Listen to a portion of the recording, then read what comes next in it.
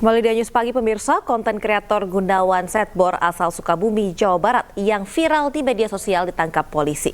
Konten kreator yang memiliki joget khas ayam patok diciduk petugas karena diduga mempromosikan judi online.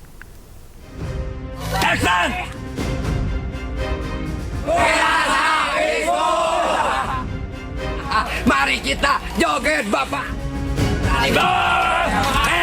Melalui akun media sosialnya, Gunawan alias Gunawan Setbor bersama timnya yang merupakan warga kampung Margasari, Desa Bojong Kembar, Kabupaten Sukabumi melakukan joget bersama-sama saat siaran langsung. Joget bersama ini dilakukan Gunawan Setbor bersama warga lainnya untuk memperoleh gift alias saweran secara online. Semakin banyak saweran yang diperoleh, maka Gunawan Setbor dan timnya akan lebih bersemangat joget dan semakin lama menggelar live. Namun konten kreator Gunawan Setbor kini berhadapan dengan hukum karena diduga mempromosikan judi online. Gunawan Setbor ditangkap polisi pada hari Kamis 31 November 2024. Hal ini dibenarkan oleh Kapolres Sukabumi AKBP Samian. Selain Gunawan, beberapa anggota timnya juga diperiksa polisi. Sebelum ditangkap polisi, Gunawan Setbor sempat memberikan klarifikasi bahwa dirinya beserta tim tidak pernah mempromosikan judi online melalui akun media sosial. Assalamualaikum warahmatullahi wabarakatuh. Oke teman-teman, dimanapun engkau berada ya, banyak banget ngetek Setbor bahwa Setbor bekerja sama dengan judi online. Oke, Setbor mau klarifikasi ya teman-teman.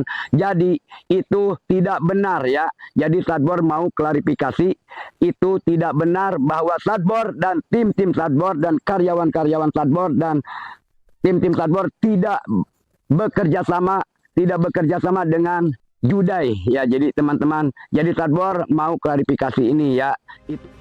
Usai Gunawan Setbor ditangkap polisi, perkampungan Babakan Baru di Kabupaten Sukabumi, Jawa Barat mendadak sepi. Padahal sebelumnya suasana kampung selalu ramai dengan aktivitas warga yang berjoget live di akun media sosial. Di kampung Babakan Baru terdapat 2 hingga 3 grup yang melakukan live streaming melalui beberapa akun yang berbeda.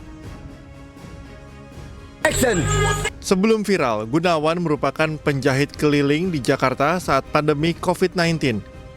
Setelah menjadi konten kreator, ia memutuskan pulang ke Sukabumi, Jawa Barat dan fokus untuk mencari peruntungan melalui joget secara langsung di media sosial. Pemirsa, pegawai Kementerian Komdigi yang tersangkut kasus situs judi online bertambah jadi 16 orang. 11 diantaranya bertugas memblokir situs judi online serta meraup keuntungan hingga 8,5 miliar rupiah dalam 1 bulan.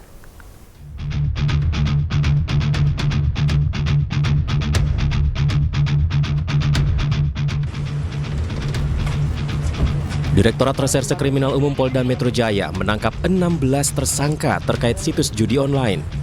Dari total tersangka yang ditangkap, 11 diantaranya merupakan pegawai aktif Kementerian Komunikasi dan Digital.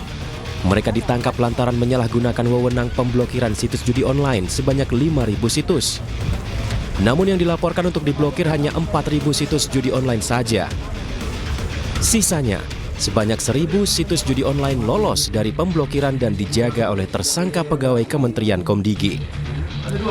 Sementara keuntungan yang didapat dari situs judi online tersebut, tersangka meraup uang senilai 8,5 miliar rupiah dalam sebulan. Fokus hari ini kegiatan penggeledahan. Ya. Ini terkait apa Pak? Penggeledahan terkait apa? Lokasi yang terkait di online ya. Tersangka berapa? Iya. Nanti ya. Jumlah tersangka. Iya. Sebelumnya 2 lokasi telah digeledah polisi, diantaranya markas situs judi online di kantor satelit Ruko Rose Garden 5, Galaksi Bekasi Selatan, Kota Bekasi, Jawa Barat. Polisi menemukan sejumlah barang bukti, diantaranya belasan komputer yang diduga dioperasikan tersangka sebagai situs judi online. Tak sampai di situ, polisi pada Jumat malam juga menggeledah kantor Kementerian Komunikasi dan Digital. Dalam penggeledahan, 4 tersangka yang merupakan pegawai Komdigi sudah memakai baju tahanan. Penggeledahan ini dilakukan polisi di sejumlah ruangan yang ada di lantai 2 dan 3 Kementerian Komdigi. Hasilnya, polisi mengamankan tumpukan berkas yang berada di dalam kotak kontainer. Tim Liputan iNews melaporkan. Setelah berulang kali mangkir, penyidik Jaksa Agung Muda Pidana Khusus atau Jampitsus menangkap mantan Dirjen Perkeretaapian Kementerian Perhubungan Prasetyo Budi Cahyono. Penangkapan ini dilakukan atas dugaan korupsi pembangunan jalan kereta api Bestiang Langsa yang merugikan negara sebesar 1,1 triliun rupiah.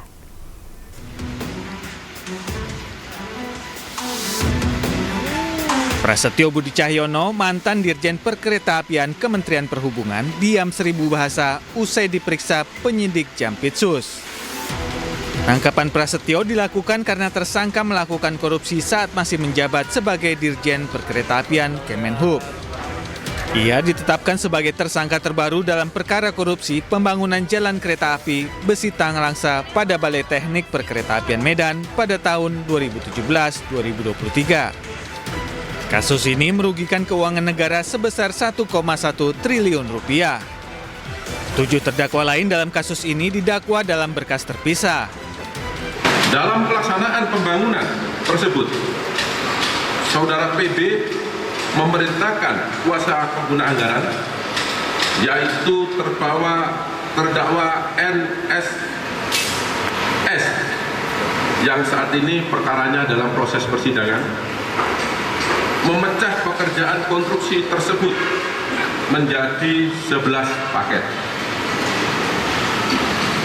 dan meminta kepada kuasa anggaran, yaitu Saudara NSS, agar memenangkan 8 perusahaan dalam proses tender atau lelang. Sebelumnya, Prasetyo Budi Cahyono ditangkap di sebuah hotel di kawasan Sumedang, Jawa Barat pada Minggu siang. Dari Jakarta, Helmi Sajangbati, iNews melaporkan.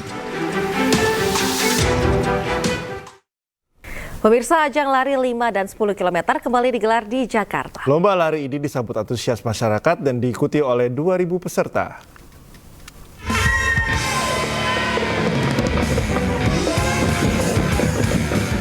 Salonpas kembali menggelar Salonpas Sport 10K di tahun 2024 dengan nomor lari 5 km dan 10 km bertempat di Taman Mini Indonesia Indah, Jakarta. Sebanyak 2.000 peserta meriahkan Salonpas Sport 10K 2024 dan memperebutkan total hadiah sebanyak 150 juta rupiah.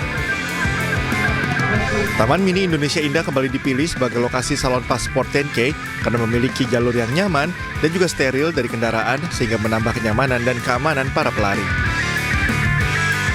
Taman Mini itu jalannya tidak bergelombang, cukup rata, datar, dan bisa digunakan oleh para pelari yang akan mengikuti Salonpas Sport 10K ini untuk bisa mengoptimalkan performance mereka.